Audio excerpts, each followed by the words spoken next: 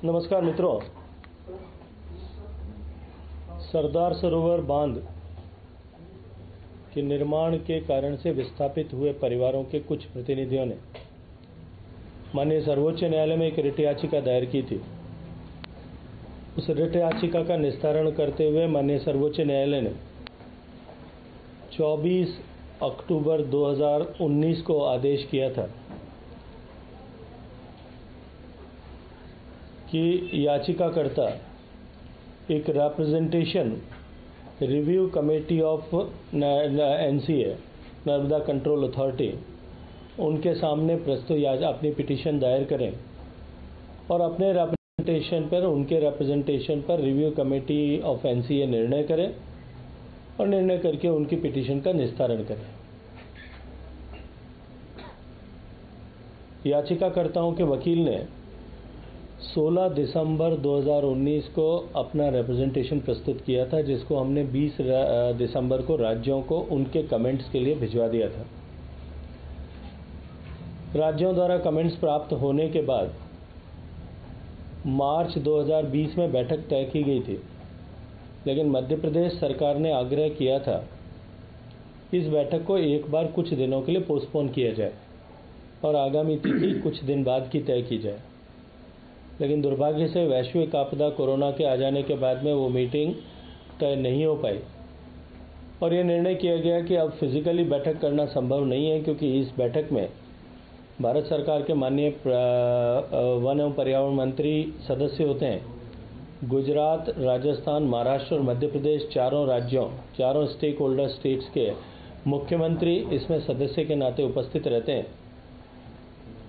मुख्यमंत्री या स्वयं उपस्थित रहें या अपने प्रतिनिधि को नामित कर सकते हैं जो उसमें आकर के उनकी जगह उस मीटिंग में बात करे।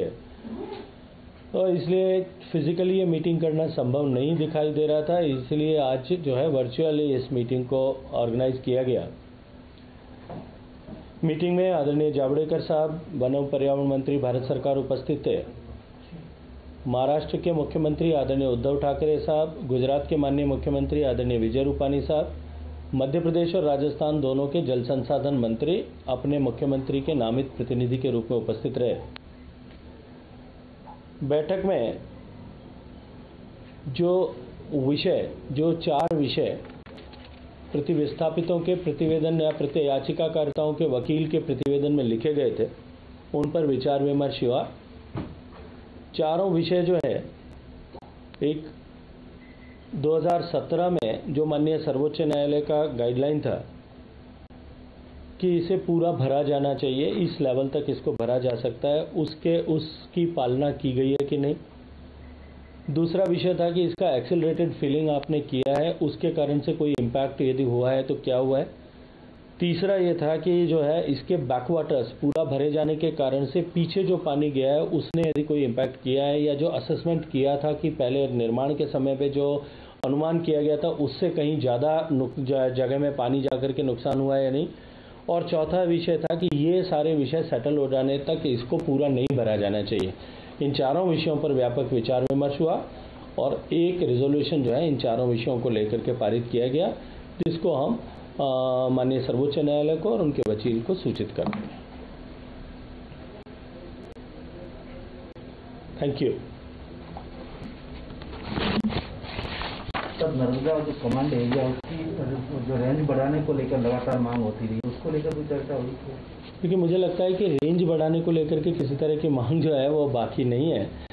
नर्मदा कमांड एरिया में बहुत सारे डैम्स हैं। मध्य प्रदेश में बड़े बांध हैं। इंदिरा सागर बांध जो देश का सबसे बड़ा बांध है, वहाँ से लेकर के और सरदार सरोवर के नीचे गरुड़ेश्वर तक बहुत सारे स्ट्रक्चर्स बने हुए हैं। सभी राज्यों ने अपने अपने हिसाब से अपने उपलब्ध जल, अपने हिस्से के जल के हिसाब से अपने कमांड एरिया डेवलप किए हैं।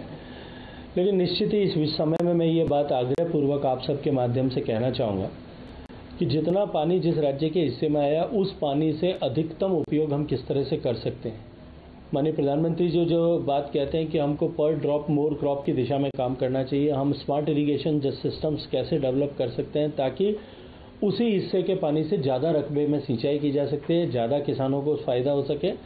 इस दिशा में भारत सरकार योजना के माध्यम से राज्य सरकारों को असिस्टेंस प्रोवाइड करती है, उनको सहयोग करती है और राज्य सरकारों से भी हम अपेक्षा करते हैं कि वो तेज़ी से इसमें काम करें ताकि हम हर एक बूंद का पानी का अधिकतम उपयोग करते हुए अपनी वाटर की प्रोडक्टिविटी को इंक्रीज कर सकें और आने वाले समय में देश को जो है जल संसाधनों पर जो दबाव बढ़ रहा है उसको कम कर सकें। So can you throw some light on the resolution that you mentioned, sir, which was passed? So these 4 issues that I have stated, उन चारों विषयों पर हमने बात की है और उन चारों विषयों पर हमने मिल करके इस चारों जो है रेजोल्यूशन पास किया है कि दैट इन चारों विषयों पर डिस्कशन हो गया है। फीलिंग का कोई एडवर्स इम्पैक्ट नहीं हुआ है, उसको असेस कर लिया गया है।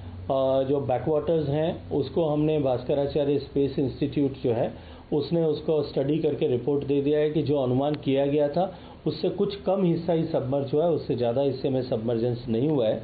और इसके अतिरिक्त जो विषय थे कि जो है इसको पूरा भरा जाना चाहिए या नहीं भरा जाना चाहिए, तो वो तो अब 2 बार पिछले साल भी भर गया था, इस साल भी भर गया था। मुझे लगता है कि वो विषय तो अब समाप्त हो चुका है। इन सारे विषयों पर बात करके हमने रिजॉल्व किया है। सर, वो गुजरात में जो समुद्र में पानी जा रहा था उस पर आप लोग काम कर रहे थे कि वो पानी रोका जाए, तो उसके कहाँ तक क्या गुजरा? ये समुद्र में पानी जा रहा है, इसको सबको सर्वदूर सर्वथा रोका जाए, ये संभव नहीं होता है। अल्टीमेटली नदी की अपना जीवन है, नदी को हम रोक के बांध नहीं सकते।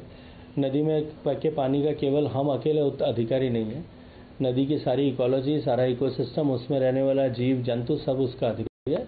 इसलिए नदियों में प्रवाह होना ही चाहिए, नदियों का पानी जाना ही चाहिए। हम अपने अधिकतम उपयोग पानी का कैसे कर सकें और साथ में नदी का जीवन किस तरह से बचा रखें, इससे बचा रहे, इसके ऊपर हमको सामंजस्य बना के हमेशा ही चलना पड़ेगा। Thank you. कृषि में पानी का जो उपयोग होता है उस पर आप अक्सर बोलते हैं जैसे भाई पानी का ज्यादा दोहन हो रहा है, उसका सीमित उपयोग और अच्छे उत्पादन हो प्रधानमंत्री का भी फोकस है, तो उस पर कोई नया विजन प्लान?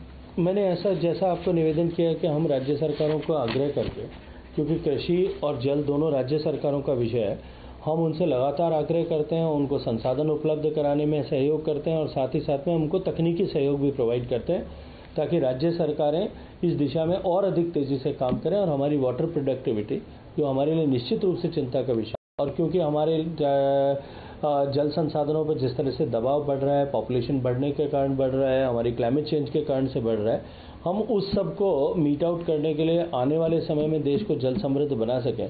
तो क्योंकि जल का सबसे बड़ा उपभोग जो है वो सिंचाई में होता है, इसलिए उस दिशा में काम किए जा रहे हैं और राज्यों को भी और तेज गति से काम करने की आवश्यकता है।